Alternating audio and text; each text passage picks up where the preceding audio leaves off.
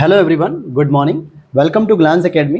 दोस्तों, आज हम लोग कवर करेंगे घटना चक्र शॉर्ट नोट्स इकोनॉमिक्स के, जो आपके आगामी परीक्षा यूपीपीसीएस प्रीलिम्स 2024, साथ ही साथ समीक्षा अधिकारी प्रीलिम्स 2024 और उसके बाद जो बिहार पीसीएस का भी एग्जाम होने वाला है आपका 17 नवंबर को, इन तीनों ही एग्जाम्स को एक साथ जो है कि कवर करेगी। और आज हमारी ये पूरे घटना चक्र जो पूर्वालोकन की सीरीज थी, पूरे का मतलब ancient history, medieval, modern, Indian geography, world geography, polity, environment, economy, सभी को मिला के आज ही हमारी आखिरी क्लास होगी, जो कि इकोनॉमी की होगी। और इसके बाद आपकी पूरे के पूरे लगभग 105 लेक्चर होंगे, जिसमें लगभग 12 से 15 मैराथन भी होंगी। वो पूरी घटना चक्र आपकी कंप्लीट हो जाएगी hand written with short notes के साथ। तो अगर आप लोग चैनल पे पहली बार हो तो सब्सक्राइब कर लेना दोस्तों। यहाँ पर आप देख सकते हो Indian economy only for prelims, और पूरी तरीके से घटना चक्र के हैंड रिटन नोट्स हैं। इस तरीके से आपको पूरे नोट्स चैप्टर वाइज प्रोवाइड कराए जाते हैं। हालांकि हमारी क्लासेज यूट्यूब पे फ्री हैं, आप उसे एक्सेस कर सकते हो, पढ़ सकते हो, सारी चीज़ें देख सकते हो, रिवाइज कर सकते हो, अगर आप घटना चक्र पूर्वालोकन की बुक को पढ़ रहे हो तो भी। लेकिन अगर आप चाहते हो कि सर हमें इसके नोट्स भी चाहिए, तो ये नोट्स हमारे पेड होते हैं, जो कि आपको 8527594636 इस पर आप हमारी टीम से कांटेक्ट कर सकते हैं व्हाट्सअप मैसेज करके। यहाँ पर आपको 3 प्रकार के नोट्स की डिटेल मिल जाएगी, चाहे वो परिणाम नोट्स हो, जिसमें घटना चक्र के नोट्स आते हैं, तपस्या नोट्स हो और लक्ष्य भेद नोट्स हो। तो इन सभी की जानकारी आप वहाँ पर ले सकते हो। तो चलिए शुरू करते हैं आज की इस क्लास को। चैनल पर पहली बार हो तो सब्सक्राइब कर लेना, और वीडियो के नीचे दिए गए टेलीग्राम चैनल को जरूर ज्वाइन कर लेना, क्योंकि वहाँ पर भी बहुत सारा कंटेंट आपको फ्री ऑफ कॉस्ट मिलता रहता है, क्लास की अपडेट भी मिलती है। तो आज का हमारा जो चैप्टर रहेगा वो रहेगा जनसांख्यिकी। ठीक है, जनसांख्यिकी के बारे में बात करेंगे। जैसे क्या होता है, तो जनसंख्या की प्राकृतिक वृद्धि किसका परिणाम। भाई, अगर जनसंख्या की एक नेचुरल जो ग्रोथ हो रही है, इसका किसका माना जाएगा, तो अशोधित जन्म दर और अशोधित मृत्यु दर। तो ये इसका परिणाम मान लेता है कि जो आपकी जन्म दर हो रही है वो भी एक क्रम से बढ़ती जा रही है, या कभी ज़्यादा कभी कम, और कभी आपकी मृत्यु भी कभी ज़्यादा कभी कम होती है। तो इसको हम कहते हैं प्राकृतिक वृद्धि हो रही है। वृद्धि तो हो रही है, लेकिन कोई डाटा नहीं है उसके पास। हालांकि 20वीं शताब्दी के फ्रैंक डब्ल्यू नोटर्सरी ने जनसांख्यिकी संक्रमण की अवधि की औपचारिक व्याख्या प्रस्तुत की, और इसके 4 चरण बताए कि किस प्रकार से आपकी जो डेमोग्राफी है, यानी कि जनसंख्या है, इसमें परिवर्तन आते हैं। तो ये 4 चरण आपसे कई बार मिलान करने के लिए पूछ लिया जाता है, जिसमें अगर आप पहला चरण देखोगे तो फर्स्ट स्टेज जो होता है आपका, उसमें कहा जाता है कि उच्च जन्म दर के साथ उच्च मृत्यु दर भी होती है, यानी कि जितनी अधिक जन्म दर होती है उतनी अधिक मृत्यु दर होती है। एग्जाम्पल के तौर पे मैं अगर आपको बताऊं, जैसे आपने देखे होंगे जो बीच होती है, जो कुत्ते होते हैं, डॉगी होते हैं, उनके बच्चे कितने होते हैं, लगभग 6 से 7 बच्चे होते हैं एक साथ, होता है ना, लेडीज जो होती है। और वो देखोगे कि आप 6-7 बच्चे मुश्किल से उनमें से 1 या 2 बच्चे ही बच पाते हैं, यानी कि जन्म दर जितनी अधिक हो उतनी दर मृत्यु दर की भी तो है। 5-6 बच्चों का जन्म हुआ तो 4-5 बच्चे मर भी जाते हैं विद इन 1 मंथ। कैसे? एक तो वो जो है कि कहीं नाली में कहीं गिर गए, कोई पानी में गिर गया, कोई सड़क के नीचे आ गया, किसी को फंगस हो गई, बीमारी हो गई, स्किन प्रॉब्लम हो गई, इन सभी वजहों से जो है कि उनकी मृत्यु दर भी ऊपर होती है। तो ये सामान्यतः फर्स्ट स्टेज में होता है, और इसके पीछे बहुत बड़ा कारण होता है आपका हेल्थ इशू। अगर आपकी हेल्थ फैसिलिटी नहीं है तो आप किसी को बचा भी नहीं पा रहे हो। सेकेंड स्टेज आती है उच्च जन्म दर के साथ साथ निम्न मृत्यु दर, मतलब जन्म दर तो आपकी बढ़ती जा रही है लेकिन मरने वालों की संख्या कम है।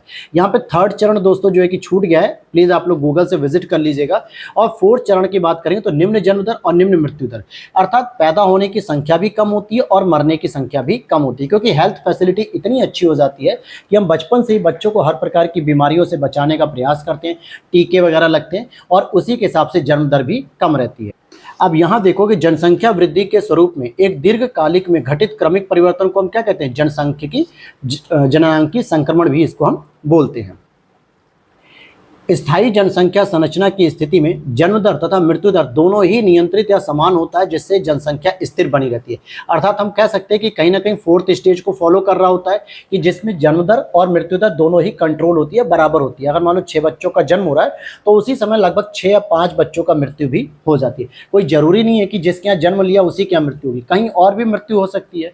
वर्तमान में भारत की जनसंख्या वृद्धि गिरने की प्रवृत्ति के साथ उच्च वृद्धि दर है, अर्थात कि धीरे धीरे कम तो हो रही है इसकी जनसंख्या वृद्धि जो पिछले वर्षों की अपेक्षा, परंतु अभी भी उच्च बनी हुई है। जनसंख्या बढ़ने का भारत में एक मुख्य कारण क्या है कि मृत्यु दर में कमी आ चुकी है। क्यों आ रही है धीरे धीरे मृत्यु दर में कमी? क्योंकि भारत में हेल्थ इंफ्रास्ट्रक्चर काफी अच्छा हो गया है।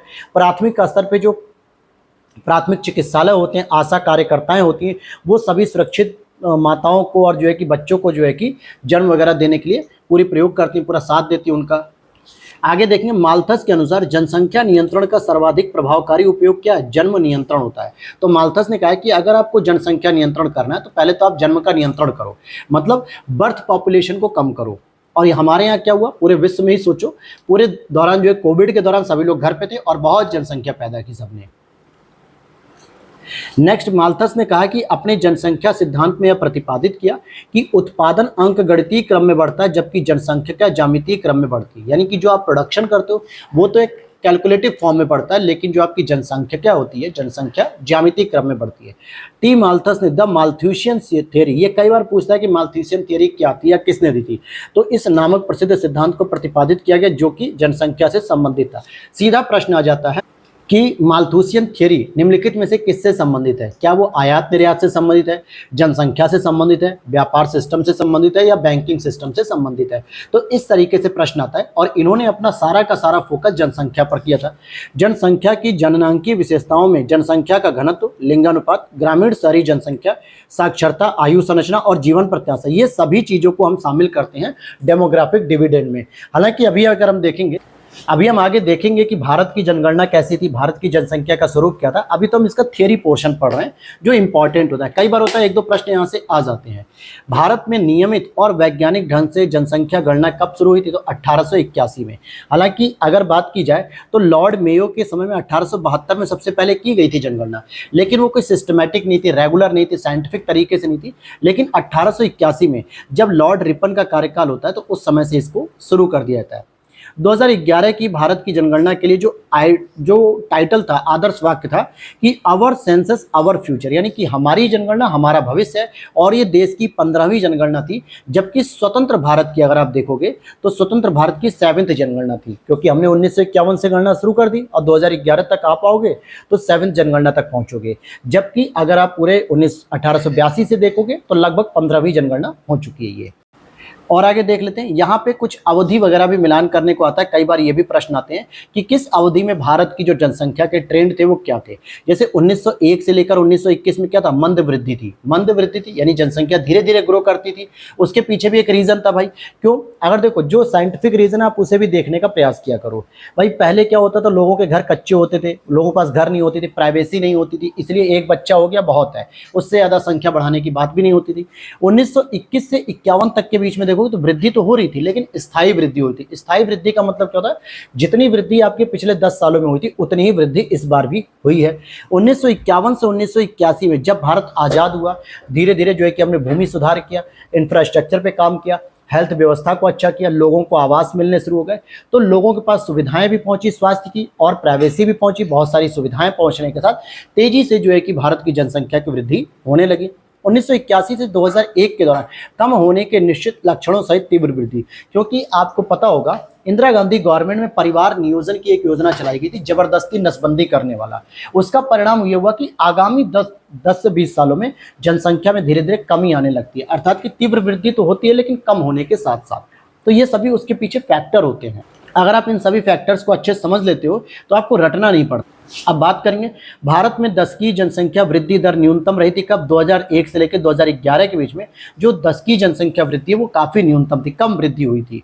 यहाँ पर अगर हम बात करें दशक और 10 की जनसंख्या वृद्धि, जैसे अगर आप देखोगे कि 1971 से 81 में वृद्धि हुई थी लगभग 24.66%, 1981 से 91 में 23.87% और 1991 से 2001 के बीच में आपको देखने को मिलेगी 21.54 और 2001 से लेकर 2011 में 17.17%। तो अभी तक की तो यही सबसे कम है। और जब आपकी 2021 की जनगणना होनी थी, हालांकि जनगणना हुई नहीं है, देखो कब तक होती, कब उसके आंकड़े आते, कब उसकी रिपोर्ट आती है, तो उस समय देखेंगे कि हम 2011 से कितना कंपैरिजन कर पाएंगे। भारत की जनसंख्या में सर्वाधिक प्रतिशत बदलाव जनगणना 1971 में देखने को मिलता है। इस समय 10 की वृद्धि दर कितनी थी? 24.80%, यानी बहुत तेजी से इसकी वृद्धि देखने को मिलती है। भारत में जनसंख्या की उच्चतम वृद्धि दर कितनी रही है? तो 1961 से 71 के दौरान जो है कि बहुत ही ज़्यादा उच्चतर वृद्धि दर रही है। हालांकि इसमें जो पॉइंट है वो हमने डिस्कस कर लिए। भारतीय जनगणना के इतिहास में 1921 की ही एकमात्र ऐसी जनगणना वर्ष था जिसमें जनसंख्या की 10 की वृद्धि दर क्या होती है? माइनस में चली जाती है। 0.31%। और इसीलिए इसको 1921 को महान विभाजक वर्ष भी कहता है, यानी ईयर ऑफ ग्रेट डिवाइड भी कहा जाता है। तो कई बार आपसे प्रश्न पूछा था निम्नलिखित में से कौन सा ईयर ऐसा है जो जनसंख्या का महान विभाजक भी कहलाता है। क्यों? क्योंकि लगातार जनसंख्या में वृद्धि देखने को मिली थी, पॉजिटिव सिंबल मिल रहा था, अचानक 1921 में निगेटिव हो जाती, जनसंख्या वृद्धि माइनस में चली जाती है। भारत की जनसंख्या तीव्र गति से बढ़ रही है, बिल्कुल सही है। वर्तमान वृद्धि दर से निकट भविष्य में चीन से आगे निकल जाएगा भारत, बिल्कुल आगे निकल गया दोस्तों। नवंबर 2023 में ही भारत आगे निकल गया था। और विश्व के प्रत्येक 6 व्यक्तियों में से एक भारतीय है, अब तो 7 में से 1 हो गया है। यानी 8 बिलियन अगर जनसंख्या है पूरे विश्व की, तो उसमें से 7 में से 1 तो भारतीय हो गया, अर्थात अब जनसंख्या हमारी आगे जा चुकी है। 2011 की जनगणना के अनुसार भारत में विश्व की लगभग कितनी जनसंख्या? 17.5%। लेकिन मैं दावे से कह सकता हूं कि अब जो नया आंकड़ा आएगा ना, उसमें हो सकता है 18% से अधिक ही पड़ेंगे।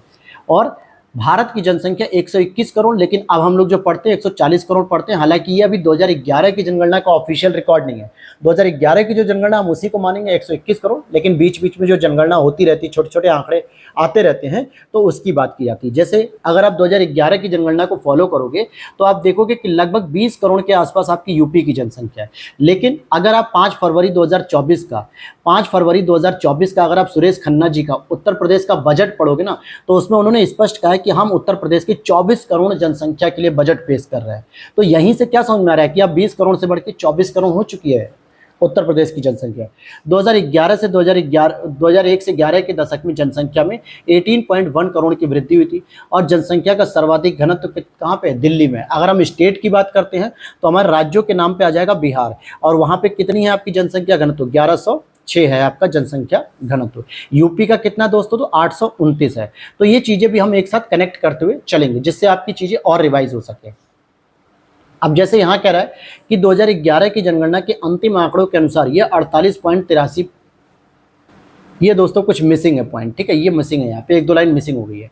2011 की जनगणना के अनुसार वर्तमान में विश्व में मात्र 4 देश, चीन, भारत, अमेरिका, इंडोनेशिया की जनसंख्या ही यूपी की जनसंख्या से अधिक है। तो यहाँ हाँ, मतलब कि ये 4 ऐसे देश मान लो, जैसे होता है ना कंपैरिजन कराते हैं कि कौन से ऐसे देश हैं जो यूपी की टोटल जनसंख्या के बराबर होंगे, तो ये 4 ही देश ऐसे हैं जिनकी जनसंख्या 25 करोड़ या उससे अधिक है। बाकी सबकी जनसंख्या दोस्तों 25 करोड़ से कम है लगभग। अगर हम 2011 के अंतिम आंकड़ों के अनुसार देखें सर्वाधिक जनसंख्या वाले, तो यूपी आपका फर्स्ट है, सबसे अधिक जनसंख्या, फिर महाराष्ट्र आता है, फिर बिहार आता है, फिर पश्चिम बंगाल आता है।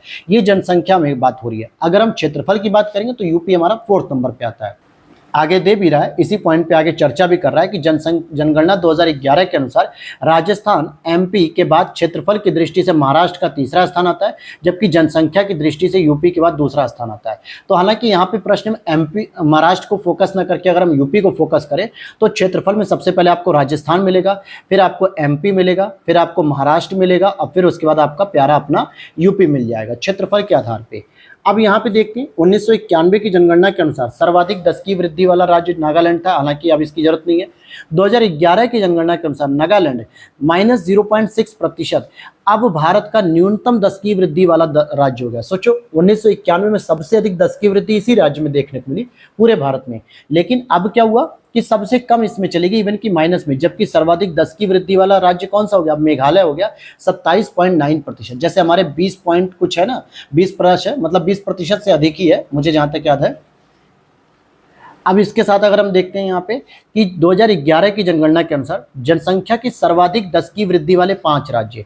देखो यही सारे प्रश्न आप अलग अलग जनगणना में भी पढ़ते हो, लेकिन यहाँ पे हम प्रश्नों के साथ पढ़ रहे हैं तो चीज़ों को और कोरिलेट कर पा रहे हैं। अगर पूछा जा रहा है कि भाई 10 की वृद्धि सबसे अधिक कहाँ पे हुई, तो मेघालय में हुई, फिर अरुणाचल प्रदेश, फिर बिहार, फिर मणिपुर और फिर जम्मू कश्मीर। तो स्टार्टिंग के अगर आप देखोगे टॉप 5 में एक बिहार छोड़ दिया तो बाकी सब पहाड़ी राज्य ही हैं। पिछले 2 दशकों में यूपी की जनसंख्या में वृद्धि का कारण क्या है? पहला, हेल्थ रिफॉर्म अच्छा चल रहा है। भाई मैंने पहले ही बताया आपको कि अगर हेल्थ रिफॉर्म और बीमारियों पर नियंत्रण किया जा रहा है, इसलिए यूपी की जनसंख्या में क्या हो रहा है? वृद्धि होती जा रही है। क्योंकि बच्चा जब जन्म लेता है तो सामान्यतः उसका 1 से 2 साल बहुत क्रूशियल होता है। उसे निमोनिया की प्रॉब्लम्स हो सकती है, उसे सांस की प्रॉब्लम हो सकती है, उसे बुखार वगैरह हो सकता है। तो इन सभी चीज़ों को बचाने के लिए हमें क्या करना पड़ता है? टीके देने पड़ते हैं, अस्पताल में जो है कि सुविधाएं देने पड़ती है, और उनके लिए जो है कि वेंटिलेटर की व्यवस्था होती है, ऑक्सीजन चैम्बर होते हैं। सारी व्यवस्थाएं अब भारत सरकार और यूपी सरकार धीरे धीरे बढ़ावा दे रही है। तो इस वजह से बच्चों को सुरक्षित रखना आसान हो जाता है। और यूपी की जनसंख्या की 10 की वृद्धि जो मैं आपको बता रहा था 20 से अधिक, तो 20.2% के आसपास है। 2011 की जनगणना के अनुसार अगर कुछ आंकड़ों की बात करें तो लक्षद्वीप में सबसे कम जनसंख्या है, बिल्कुल सही बात है। और दिल्ली में सर्वाधिक जनसंख्या घनत्व है। अरुणाचल प्रदेश में सबसे कम जनसंख्या घनत्व पाता है। यहाँ पर ध्यान देने वाली बात कि पहला स्टेटमेंट जो आपको दिया वो केवल टोटल जनसंख्या की बात की कि सबसे कम जनसंख्या कहाँ पे, लक्षद्वीप में है। लेकिन बाकी दूसरा और तीसरा देखोगे तो जनघनत्व कह रहा है। दिल्ली में सर्वाधिक जनघनत्व है, जनसंख्या नहीं है। और अरुणाचल प्रदेश में सबसे कम जनघनत्व पाता है, वो कितना होता है, 17 किलोमीटर प्रति स्क्वायर, यानी कि 1 किलोमीटर के क्षेत्र में केवल 17 लोग रहते हैं। जबकि बिहार का स्टेट के मामले में अगर हम देखें, राज्य के मामले में, तो बिहार में 1106 किलोमीटर स्क्वायर है, अर्थात कि 1 किलोमीटर में कितने लोग रहते हैं, 1106। बिहार का स्थिति है। डी पॉइंट है, दादरा नागर हवेली में जनसंख्या की सर्वाधिक 10 की वृद्धि भी पाई गई है। यहाँ पे भारत में जनसंख्या घनत्व क्या हो रहा है, निरंतर बढ़ता जा रहा है भाई, लगातार बढ़ रहा है। इसका मतलब क्या हो गया, भारत का जो क्षेत्रफल है वो तो फिक्स है। अब ऐसा तो है नहीं कि भारत एक्वायर करेगा, कि बांग्लादेश को, पाकिस्तान को, चाइना को एक्वायर करेगा, ऐसा भी नहीं है। भारत के पास जो क्षेत्रफल है उसी पर रहना है लोगों को। लेकिन जो जनसंख्या बढ़ती जा रही है, इट मीन्स कि आपका क्षेत्रफल कम हो रहा है। 1 किलोमीटर में जहाँ पहले 1000 लोग रह रहे थे, अब 1100 रह रहे हैं। हो सकता है कि इस बार जनघनत्व और भी ज़्यादा बढ़ जाए। तो अगर हम भारत की बात करेंगे तो भारत में एक औसतन जो है कि 382 माना जाता है, 1 किलोमीटर क्षेत्र में 382। हालांकि अभी का लेटेस्ट अगर मैं डाटा बताऊं तो अब ये बढ़ के पता कितना, चौंक जाओगे एकदम दोस्तों, 488। सोचो 100 से भी अधिक बढ़ गया। कितना बढ़ गया, 488। तो भाई जगह तो कम पड़ेगी जमीनें। इसीलिए तो आप देख रहे हो ना कि पहले जो गांव में खेती वगैरह होती थी, जो जमीनें खाली रहती थी, खेत होते थे, फसल होती थी, उत्पादन होता था, अब उन खेतों पर भी आप देखोगे एक नया ट्रेंड आ गया है, प्लॉटिंग करने का। मतलब कि प्लॉट बना रहे हैं, नई नई कॉलोनी डेवलप कर रहे हैं, नए नए इंफ्रास्ट्रक्चर डेवलप कर रहे हैं वहाँ पे। उसकी वजह से क्या हो रहा है, जो खेती की जा सकती थी खाद्यान्न की, अब वो खेती हो नहीं पाएगी, और जिस वजह से खाद्यान्न का संकट भी बढ़ता जाएगा। बहुत सारी चीज़ें आप एक दूसरे से कोरिलेट कर सकते हो। बढ़ती जनसंख्या देखो खाद्यान्न संकट बढ़ा रही है।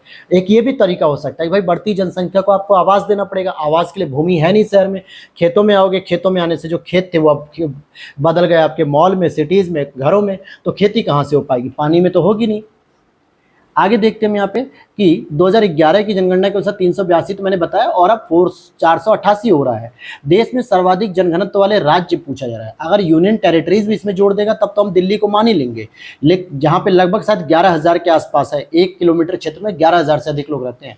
अब यहाँ पे अगर हम राज्यों की बात करें तो सबसे पहले आता है आपका बिहार, जहाँ पे 1106 लोग रहते हैं। फिर उसके बाद पश्चिम बंगाल आता है, जहाँ पे 1028 रहते हैं। फिर थर्ड नंबर पे आपका केरल आता है 860, और फोर्थ नंबर पे आपका यूपी आता है 829।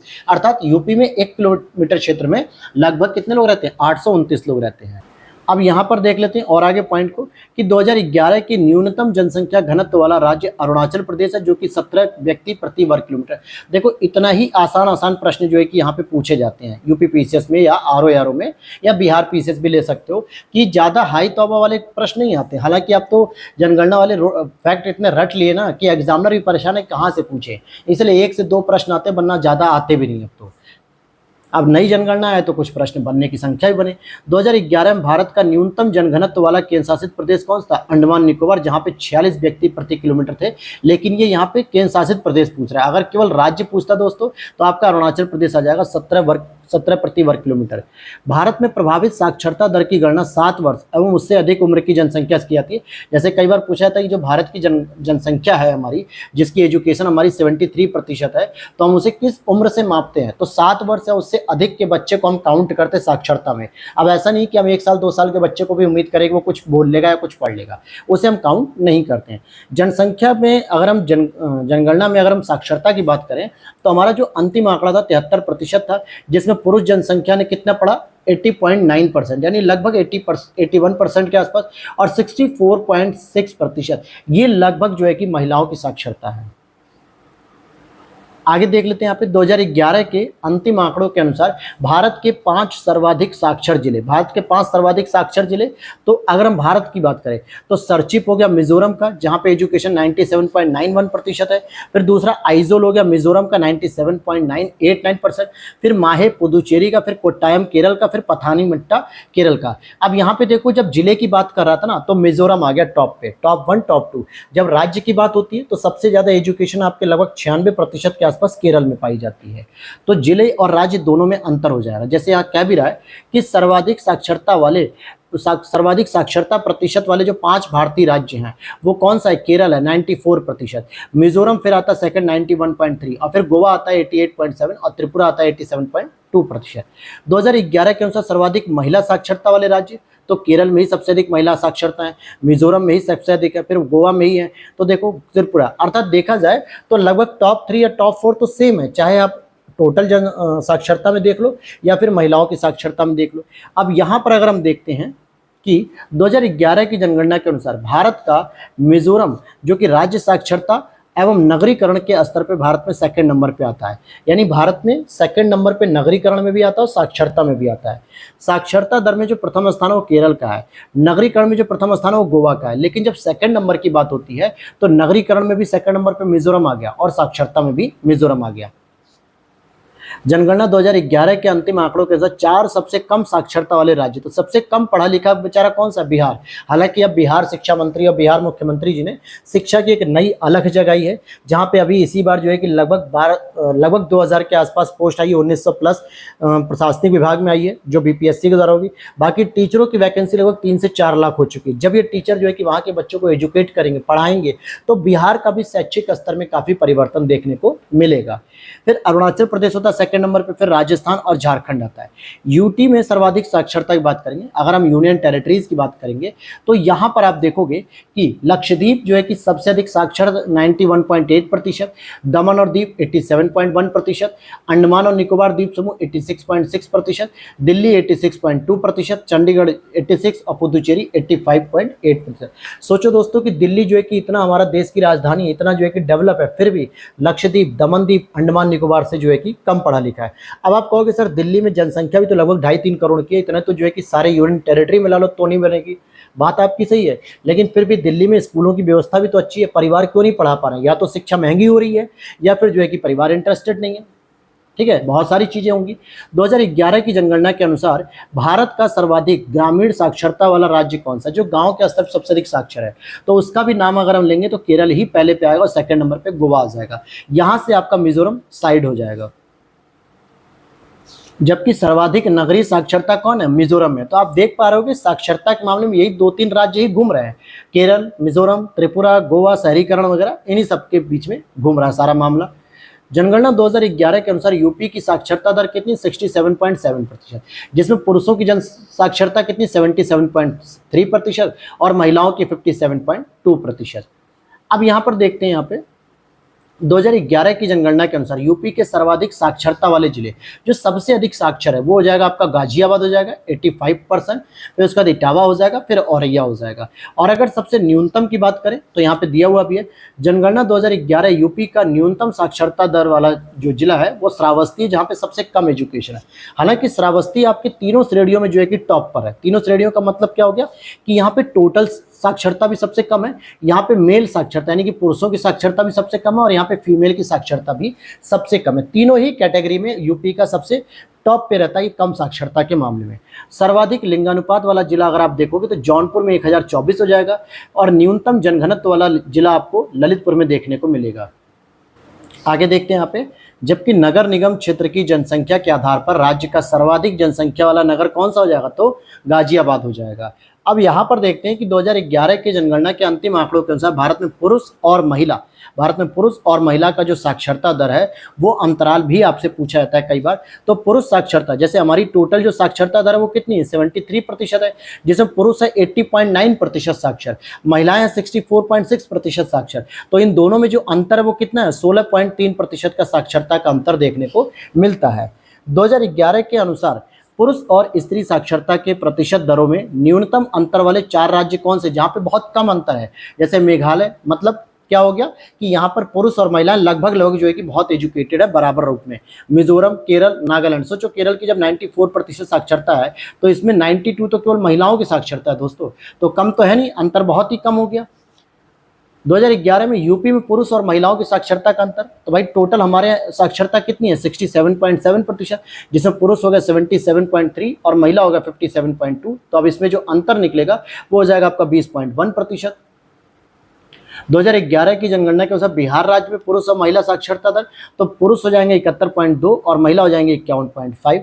राज्यों की महिला साक्षरता दर के अनुसार तो बिहार जो है कि 51.5 साक्षरता दर, झारखंड 55.4, यूपी 57.2, छत्तीसगढ़ 60.2। यानी ये सबसे कम जो है कि आएगी बिहार की महिलाओं की साक्षरता दर की बात करें तो।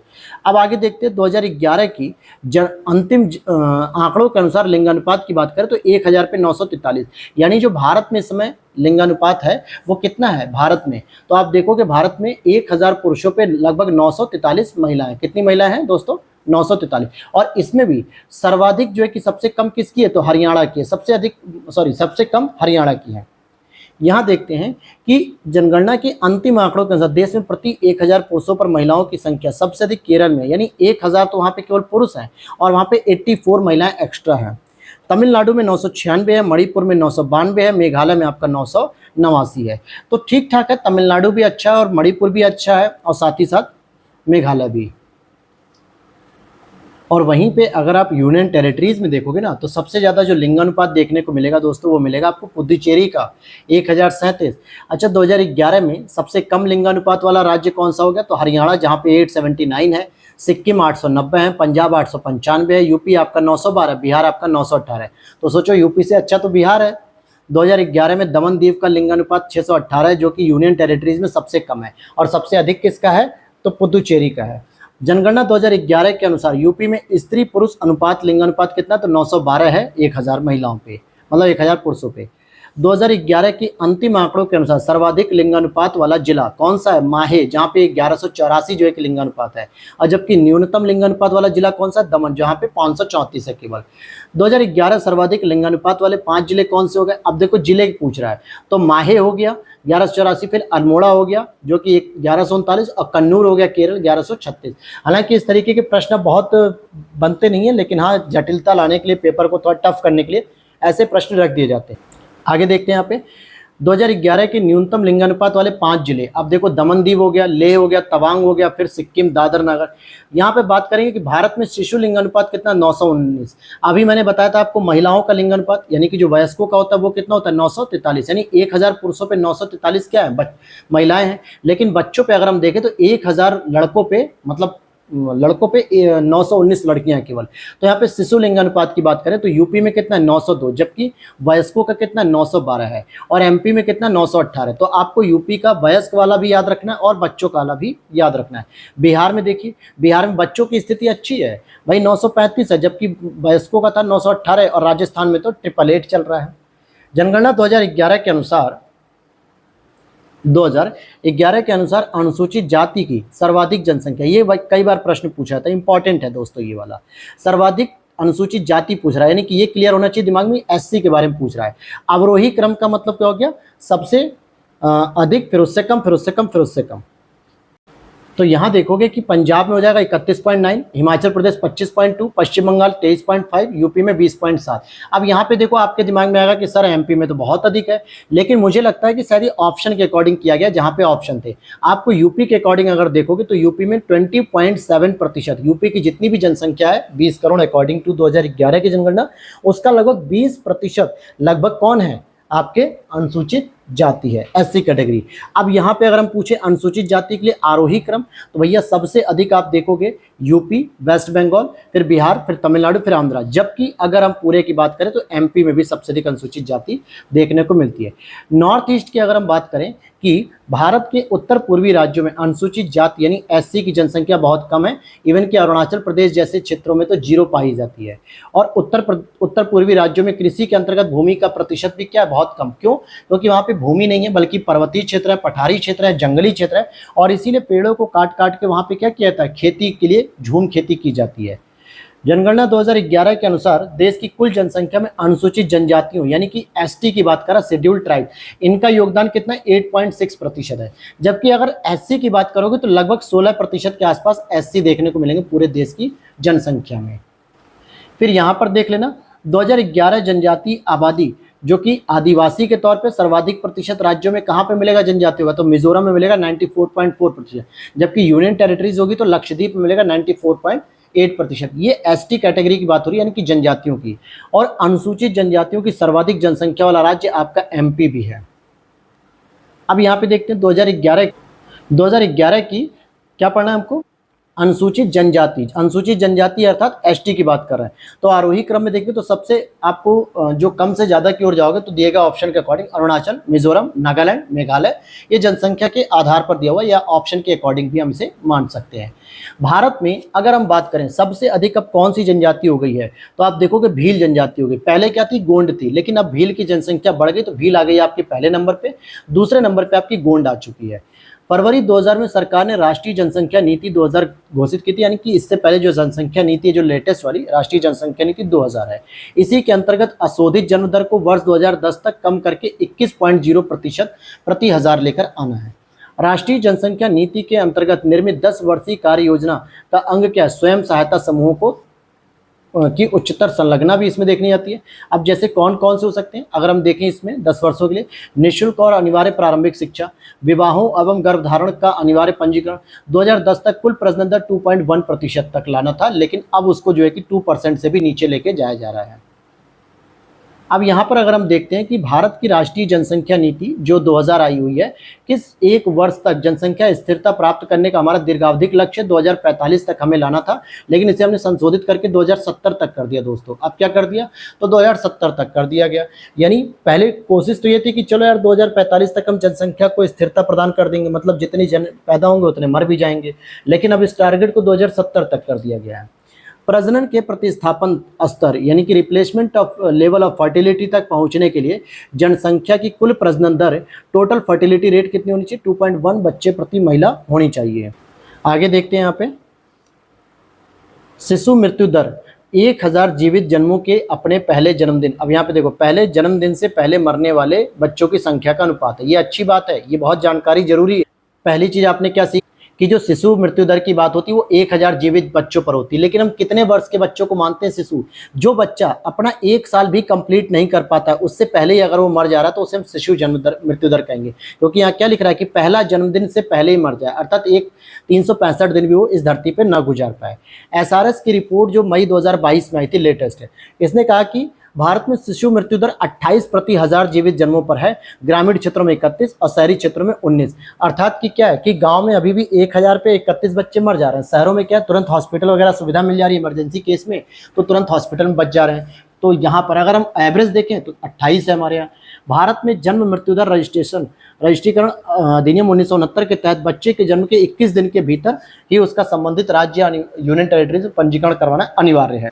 मतलब अगर किसी बच्चे का जन्म हो रहा है तो इस रजिस्ट्रीकरण अधिनियम के तहत बच्चे का 21 दिन के अंदर आपको पूरा रजिस्ट्री करा देनी होती है, जानकारी देनी होती है, नहीं तो पता चला भारत का नागरिक ही नहीं मानेंगे ये लोग। तो भाई 11वीं योजना के दौरान शिशु मृत्यु दर को कम करके 28 प्रति 1000 जीवित जन्मों पर करने का लक्ष्य रखा गया है, और वो हो ही गया, 28 तो हमारा हो ही गया, ये तो पुरानी लक्ष्य हो गया।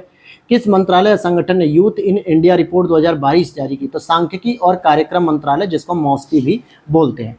जनगणना आकलन रिपोर्ट प्रदर्शित करती है कि भारत विश्व का सबसे युवा देश है, और वर्ष 2020 में भारतीयों की औसत उम्र क्या होगी, तो भाई 29 ईयर औसत उम्र, लेकिन अब जो है कि 2020 में और आगे, मतलब 24 में और आगे बढ़ चुकी है। भारत की गिनती अर्थात जनसांख्यिकी लाभांश डेमोग्राफिक डिविडेंड वाले देश के रूप में की जाती है, क्योंकि यहाँ पर कार्यकारी अर्थात वर्किंग जनसंख्या जो कि 15 से 64 वर्ष की आयु वर्ग की जनसंख्या सबसे अधिक है। मोदी जी कहते भी हैं अपने भाषण में भाई हर जगह, चाहे वो आपका लाल किले से भाषण देते हो कि हम दुनिया में एक ऐसे देश है जहाँ पे 60% से अधिक युवा आबादी है, लेकिन अब वो युवा आबादी कहाँ वर्किंग है कहाँ नहीं, ये तो सोचने की बात है ना, क्योंकि ये युवा आबादी आज भी वेट कर रही है 2 करोड़ रोजगार का, लेकिन पता नहीं कब पूरा होगा। चलिए आगे बात करते हैं कि जब भी बात होती है डेमोग्राफिक डिविडेंड की, तो 15 से 59 वर्ष भी कार्यशील जनसंख्या ले लिया जाता है, कभी कभी ऑप्शन के अकॉर्डिंग 15 से 64 भी आ जाता है। जनसंख्या के पिरामिड में सामान्यतः 0 से 14 आयु वर्ग को आश्रित आबादी के रूप में जाना जाता है, क्योंकि 14 वर्ष तक के जो बच्चे होते हैं आश्रित होते हैं, हालांकि 0 से 6 वर्ष तक के बच्चे माता पिता पे आश्रित है, रहते तो आजीवन है, हमारे हिंदू धर्म में तो यही है, मतलब भारतीय संस्कृति में कि हम माता पिता के सामने हमेशा उनके ऊपर आश्रित माने जाते हैं, लेकिन 14 वर्ष तक जो है कि बच्चों को शिक्षा वगैरह लेनी होती है, सारी चीज़ें पूरी करनी होती है। इसके अतिरिक्त अगर आप 65 वर्ष या उससे अधिक आयु वाले व्यक्तियों को भी आश्रित में ही माना जाए, क्योंकि मैक्सिमम जो हमारे यहाँ रिटायरमेंट की एज है ना वो 62 ईयर्स है। 62 ईयर्स के बाद जो है कि बहुत होंगे बच्चे कुछ तो 65 साल में हो जाएंगे, और कुछ अपवादिक तौर पे होंगे जो 66 वर्ष पे या 70 वर्ष पे होते हैं, ठीक है, वरना मैक्सिमम लोग 62 वर्ष पे रिटायर हो जाते हैं, और जिसकी बात हम लोग क्या कहते हैं कि लोग अब आश्रित हो चुके हैं। जबकि 15 से 64 वर्ष की आयु वर्ग को हम क्या कहते हैं, कार्यशील जनसंख्या के रूप में भी मानते हैं। तो यहाँ पे जनसांख्यिकी लाभांश और बात एक ही हो जाएगी। बस प्रश्न देखना है आपको कि जनसांख्यिकी लाभांश अगर पूछ रहा है 15 से 59, कार्यशील जनसंख्या पूछ रहा है तो 15 से 64 हो जाएगा। फिर आगे देखते हैं, भारत में निर्भरता अनुपात यानी डिपेंडेंसी जो रेशियो है वो घट रहा है, क्योंकि 15 से 59 वर्ष की जनसंख्या सापेक्षता अधिक हो रही है, यानी वर्किंग जो है कि जो एज ग्रुप है वो ज़्यादा हो रहा है। जननांकी लाभांश के पूर्ण लाभ को प्राप्त करने के लिए भारत को क्या करना चाहिए, तो कुशलता विकास प्रोत्साहन, अर्थात भारत के पास जो 60% युवा आबादी है, युवा ब्रेन है, यानी कि लोगों के पास कुछ करने की ताकत, जज्बा सब कुछ है, परंतु अगर हम उन लोगों को रटे रटाए एजुकेशन पैटर्न से अलग हटके थोड़ा सा ट्रेनिंग देते जाएं, थोड़ा सा स्किल देते जाएं, जैसे प्रोजेक्ट प्रवीण के माध्यम से कक्षा 6 से लेकर 12 तक के बच्चों को यूपी सरकार क्या कर रही है, ट्रेनिंग दे रही है, अलग अलग छोटे छोटे कारखानों में काम करने की प्रैक्टिस करा रही है, सेल्फ स्टार्टअप करने के लिए। तो बच्चों के पास अगर स्किल होगा ना तो हम कहीं ना कहीं उसका यूज कर पाएंगे। ठीक है, तो ये चीजें बहुत इंपॉर्टेंट होती हैं। अब उसका देखो एक सीधा उदाहरण ही मैं अभी बता दूं कि हालांकि अभी देखो कि यूट्यूब पे बहुत सारे लोग पढ़ा रहे हैं, मैं भी अगर पढ़ा रहा हूं तो कहीं ना कहीं मैंने अपने अंदर एक स्किल को डेवलप किया कि मैं किस तरीके से लोगों को समझा सकता हूं अपनी बात को, टॉपिक को कैसे कन्विंस कर पाऊंगा, कैसे जो है कि आपको डिलीवर कर पाऊंगा। और यही वजह है कि आप लोग जो है कि क्लासेस को इतना पसंद करते हो, लाइक करते हो, शेयर करते हो। तो कहने का मतलब क्या हुआ, एक हमने अपने पास स्किल डेवलप किया, अर्थात हमने वो रटे रटाए पैटर्न की पढ़ाई नहीं की, जब भी की तो की जब हमने ग्रेजुएशन किया, पोस्ट ग्रेजुएट कर लिया और एजुकेशन डिग्री ली, मास्टर जेआरएफ वगैरह सब किया, तो एक अच्छी यूनिवर्सिटी से पढ़ी कंपटीशन निकाल कर। तो ये डिपेंड करता है कि आप फिर कितने कुशल हो पा रहे हो, तो ये भी मैटर करता है। आगे देखते हैं, कार्यकारी जनसंख्या के आकार में वृद्धि जनसंख्या वृद्धि का प्रतिकूल प्रभाव नहीं है, बल्कि यह जनसंख्या वृद्धि के अनुकूल ही माना जाता है। अगर कार्यकारी जनसंख्या में वृद्धि हो रही है तो कहीं ना कहीं आपके देश के लिए बेहतर माना जाएगा। आगे देखते हैं, जनगणना 2011 के धर्म के आधारित जनसंख्या के अनुसार सबसे कम लिंगानुपात सिख समुदाय का जो कि 903 होता है, और बौद्ध जैन मुस्लिम समुदाय का लिंगानुपात 965, 954, 951, यानी बौद्ध का सबसे अधिक है 965। ठीक है, और 2011 भारत में धार्मिक आधार पर साक्षरता दर की बात करोगे तो धर्म के आधार पर सबसे अधिक आपके पढ़े लिखे एजुकेटेड लोग कौन है, जैन धर्म के लोग हैं। अब यहाँ पर हमारा एक आखिरी चैप्टर चलेगा, चैप्टर नंबर 17, जो कि भारत का नगरीकरण। अभी तक आपने पढ़ा भारत में जनसंख्या, अब भारत में जो नगर से संबंधित प्रॉब्लम्स आती है, नगर से संबंधित जो आंकड़े होते हैं, जो प्रश्न बनते हैं आपके आपके प्रीलिम्स के एग्जाम्स में, ये बहुत जरूरी है जानने। तो कैसे हम समझेंगे इन चीज़ों को, नगर और ग्रामों की सामाजिक पारिवारिक रहन सहन और आर्थिक संरचना काफ़ी अंतर होता है। बिल्कुल भाई, नगर में और ग्राम में अगर आप देखोगे, समाज में, परिवार में, रहन सहन में, आर्थिक संरचना, हर चीज़ में आपको परिवर्तन देखने को मिलेगा। गाँव में क्या होता है, अगर किसी के घर में अगर कोई शादी है या कोई मृत्यु शोक का समाचार है तो पूरा गांव वहां पे एकजुट हो जाता है। शहरों में क्या होता है, एक ही अपार्टमेंट में, नीचे वाले अपार्टमेंट में बर्थडे पार्टी चल रही है, बीच वाले में मृत्यु शोक चल रहा है, उसके ऊपर शादी वाले के जश्न चल रहा है। तो ये क्या हो गया, सामाजिक संरचना बहुत अंतर देखने को मिलता है। वहां किसी को फर्क नहीं है कि आपके घर में मरनी पड़ी है या खुशी हो रही है, उसे कोई फर्क नहीं। शहरी वृद्धि सूचक की बात करें तो कुल शहरी जनसंख्या में अगर बढ़ोतरी हो रही है तो कहीं ना कहीं शहरी वृद्धि हो रही है, शहरी केंद्रों की संख्या में वृद्धि हो रही है तो भी हो रही है, देश की कुल जनसंख्या में वृद्धि हो रही है तो कहीं ना कहीं शहरों में ही हो रही है, और शहरी क्षेत्रों से आय में वृद्धि हो रही है तो ये भी आप का एक प्रमाण हो सकता है कि भाई शहरी वृद्धि ग्रोथ कर रही है। समाज शास्त्र के अनुसार ग्रामीण समुदाय की विशेषताओं में सांस्कृतिक विविधता शामिल नहीं होती, जबकि हम भावना, क्षेत्र, आत्मनिर्भरता होती है। अर्थात कि क्या होता है, गांव में क्या होता है, हम लोग अपनी बात नहीं करते, पर्सनल नहीं कि मैं नहीं करते, बल्कि हम की बात करते कि हमारा गाँव है, हमारी भावना, हमारा क्षेत्र, हमारी आत्मनिर्भरता है कृषि के आधार पर। जबकि समाज शहरों में क्या होता है, विविधताएं पाई जाती हैं। एक ही अपार्टमेंट में, एक ही बिल्डिंग्स में जो है कि अलग अलग धर्म, अलग अलग क्षेत्र, अलग अलग राज्य, अलग अलग विचारों के लोग रह लेते हैं। सांस्कृतिक विविधता शहरों और महानगरों की विशेषताएं होती है ना कि गांव की। तो ऐसे जब प्रश्न आपको एलिमिनेट करने के लिए आता है ना, तो वहां पे कंफ्यूज नहीं होना है। शहरी जीवन की विशेषताएं क्या है, प्रतिस्पर्धा होती है शहरों में, अवैयक्तिक संबंध होते हैं, यानी किसी से कोई पर्सनल रिलेशनशिप नहीं होती है। औपचारिक संबंध तो फॉर्मेलिटीज के लिए, भैया भाभी, बस ऑफिस, सर, बॉस, यही। फिर आगे देखते हैं यहाँ पे, पद्म भूषण से सम्मानित समाजशास्त्री टी.के. ओमेन ने नगरीय परिवारों को स्पष्ट करने के कुछ आधार बताए कि नगरों में परिवार कैसे होते हैं। पहला, आय के साधन तथा उभरते या बदलते हुए मूल्यों के प्रतिमान होते हैं। सत्ता की संरचना होती है। नगरीय सामाजिक वातावरण तथा सामाजिक पारिस्थितिकी का आधार भी होता है। और नगरीकरण के कारणों के संबंध में कि नगरीकरण क्यों बढ़ रहा है, क्यों इसके पीछे के रीजंस हैं, तो ग्रामीण से नगरीय क्षेत्रों में प्रवास की ऊंची दर। बहुत सारे लोग आज भी गाँव से नगरों की ओर जा रहे हैं। ठीक है, जिन लोगों को नहीं पता था ना कि गांव से नगरों की और शहरों के कितने लोग आके काम कर रहे हैं, उन्होंने कोविड-19 की न्यूज़ पेपर आर्टिकल्स उन वीडियोस के माध्यम से देख लिया कि करोड़ों करोड़ों लोग जो है कि शहरों से गांव में जा रहे थे। आप देखो अपने उत्तर प्रदेश और बिहार से लोग कितने सारे आते हैं दिल्ली, मुंबई, लुधियाना काम करने। तो इसका मतलब क्या हो गया कि नगरीकरण तभी तो बढ़ रहा है ना। शहरों में शैक्षणिक संस्थाओं की बढ़ती जनसंख्या, भाई शहरों में शिक्षा के संसाधन भी बहुत अच्छे होते हैं। औद्योगिक की ऊंची दर यानी कि इंडस्ट्री ज़्यादा होती है तो यहाँ पे काम मिलने की संभावना ज़्यादा हो जाती है। नगरीय भारत का विस्तार एक प्लेटफॉर्म है, कैसे? औद्योगिक विकास का है, आधुनिक सेवा क्षेत्र का है, परिष्कृत आय अवसरों के निर्माण के हैं। तो ये सभी कारण होते हैं जिनकी वजह से आपका नगरी का जो है कि क्षेत्र बढ़ता जाता है। जबकि अगर आप देखोगे कृषि हो गया, वानिकी हो गया, पशुपालन हो गया, जैसी प्राथमिक आर्थिक गतिविधियां ग्रामीण अधिवासियों के प्रमुख कार्य के अंतर्गत काउंट की जाती हैं। भारत में 2001 के पश्चात शहरीकरण में तीव्र वृद्धि हुई है। शहरीकरण में तीव्र वृद्धि हुई है 2001 के बाद। और भारत में मोबाइल संप्रेषण के क्षेत्र में भी क्रांति हो रही है। अगर आप देखोगे 2014 से जियो ने क्या किया, जियो ने रिलायंस कंपनी ने क्रांति तो ला दी एक तरीके से। अच्छा, जन्म दर के संदर्भ में क्या है? नगरीकरण जन्म दर को कम करने में सहायक है, क्योंकि यहाँ पर जो है कि लोग एजुकेटेड हो जाते हैं। और फिर दूसरी चीज, महंगाई इतनी अधिक है कि वो 4 बच्चे 6 बच्चे पाल नहीं पाएंगे। एक बच्चों का पालन पोषण कर लें, अच्छे से शिक्षा दे दें, यही बहुत बड़ा उनका उद्देश्य होता है। और वो एक बच्चे के लिए पूरा दिन रात मेहनत करते रहते हैं। तो जनसंख्या में यहाँ पे कंट्रोल किया जाता है। ऊंची साक्षरता दर का निम्न जन्म दर से सीधा संबंध होता है। बिल्कुल, मैंने यही तो बताया कि एजुकेटेड हो जाते हैं लोग, उन्हें पता है कि हम एक ही बच्चे को रखेंगे लेकिन उसको ढंग से उसकी परवरिश कर पाएंगे, उसको जो है कि उसके मुकाम तक पहुंचाने में पूरा मदद करेंगे। तो ये चीजें होती हैं। भारत में अगर हम नगरीकरण की बात करें तो यहाँ पे जन्म दर और मृत्यु दर दोनों घटी। देखो, जन्म दर घटने के पीछे ऊपर के 2 कारण पढ़ लिया आपने, ठीक, महंगाई बताया मैंने, एजुकेशन बताया। मृत्यु दर भी क्यों घट रही है? क्योंकि यहाँ पे हेल्थ फैसिलिटी अच्छी होती है, जिससे अगर कोई भी प्रॉब्लम होती है तो हम तुरंत उस बच्चे को या उस व्यक्ति को हॉस्पिटल ले जाके उसके जीवन को बचा लेते हैं। भारत की नगरीय जनसंख्या की 10 की वृद्धि 1971-81 के दशक में सबसे ऊंची थी। भारत में किसी अधिवास को नगरीय क्षेत्र घोषित करने के क्या मापदंड होते हैं? आप किसे नगरीय क्षेत्र घोषित करोगे? ये कई बार प्रश्न आपने पढ़ा होगा पीवाईक्यूज में, और मैंने टेस्ट सीरीज में भी कराया। पहला, कम से कम वहां पे 4000 की जनसंख्या होनी चाहिए, 5000 की, कम से कम 5000 की जनसंख्या होनी चाहिए। पुरुष कार्यशील जनसंख्या का कम से कम 75% लोग ऐसे हों जो गैर कृषि कार्यों में लगे हों।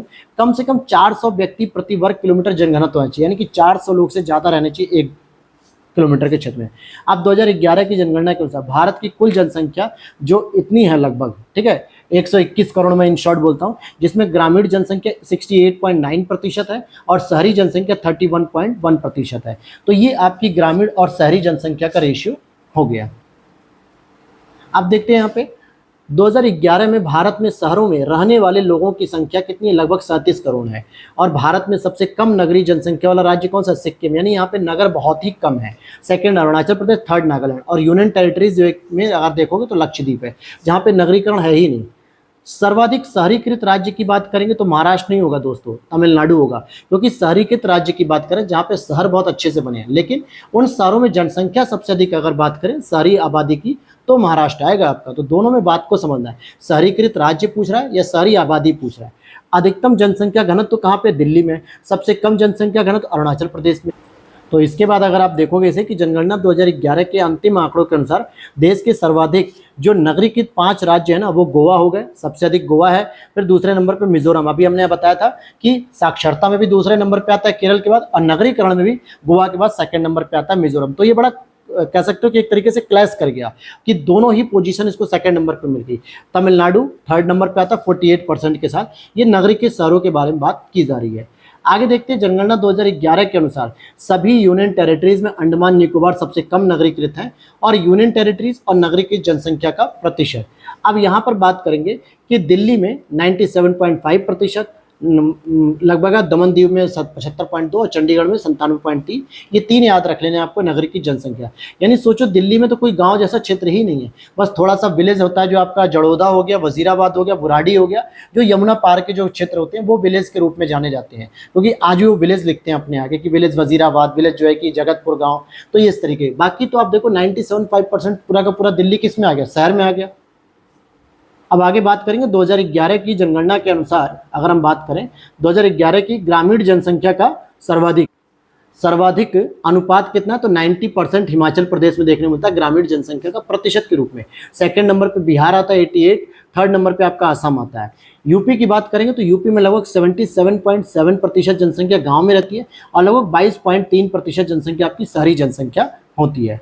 अब यहाँ पे दिए गए राज्यों का शहरी एवं ग्रामीण क्षेत्रों का जो शिशु लिंगानुपात है, जैसे अगर आप देखोगे कुल शहरी और ग्रामीण, तो यूपी का कुल आपका लिंगानुपात कितना, 902। और ध्यान देना कि ये आपका क्या है, शहरी और ग्रामीण जो है कि शिशु लिंगानुपात की बात हो रही है। वयस्क मत दिमाग में लगाना, क्योंकि वयस्क तो 912 है, बच्चों के हिसाब देखें तो 885 शहर में और 906 गांव में। केरल की बात करेंगे तो 964 है केरल में शिशु लिंगानुपात, 963 और 965 है। हरियाणा का 834, 832, 835, तो 834 ये क्या कुल हो गया।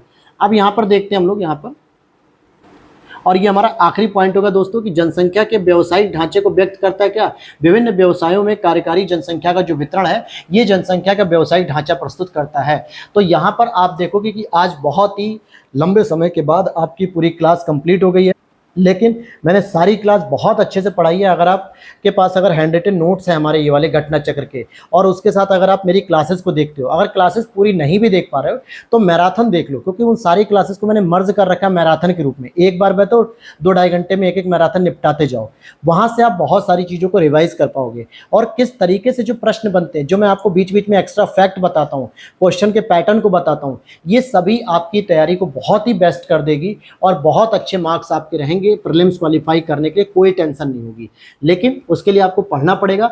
अभी भी समय आपके पास है, तो आप लोग बिल्कुल इग्नोर मत करिए, जाके प्लेलिस्ट में आप इसको देख लीजिए घटना चक्र को बहुत अच्छे से। 60 से 70 प्रश्न आपके इन्हीं सारे नोट से आ जाएंगे। 60 से 70 छोटा अमाउंट नहीं होता ये प्रीलिम्स क्वालिफाई करने के लिए।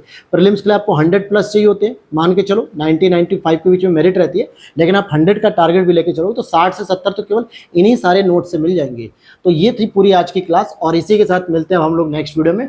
और अब मैं आपके लिए तपस्या नोट्स की सीरीज कंटिन्यू करूंगा, CSAT की सीरीज कंटिन्यू करूंगा, टेस्ट पेपर की सीरीज कंटिन्यू करूंगा, और भी जो डिमांड होगी वो आप लोग बताइएगा। तो मिलते हैं नेक्स्ट वीडियो में। जय हिंद, जय भारत।